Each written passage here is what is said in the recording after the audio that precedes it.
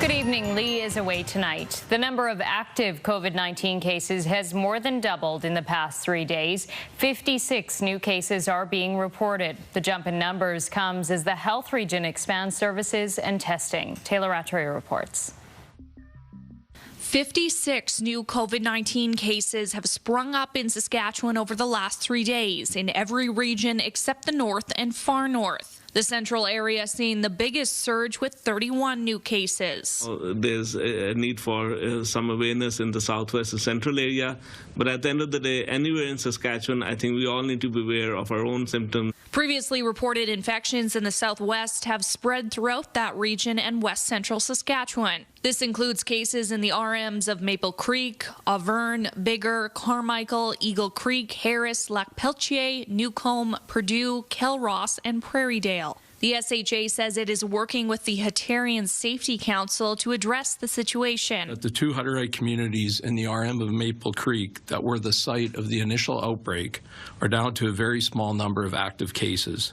So these actions do work to get the outbreak back under control. The majority of new cases are linked to other active cases. The province is working to determine the origin of the rest. There's around 8 cases over the last 3 to 4 days that are in the community. They are not linked to any other cases, so they are individuals who may be working in different settings. NDP leader Ryan Miley is concerned news about the jump in cases is coming out too late, and the government should resume its daily case updates on weekends and holidays to keep people informed.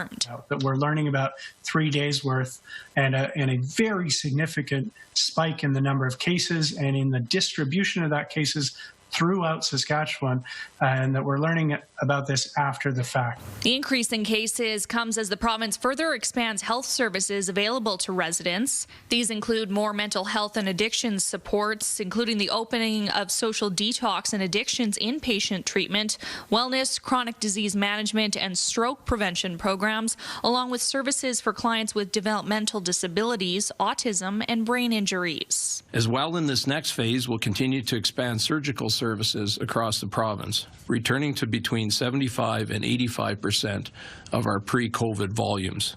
And beginning on Tuesday, COVID-19 testing will be available to anyone who requests it, regardless of whether or not they have symptoms. The province saying it knows cases will continue to pop up until there is a vaccine available.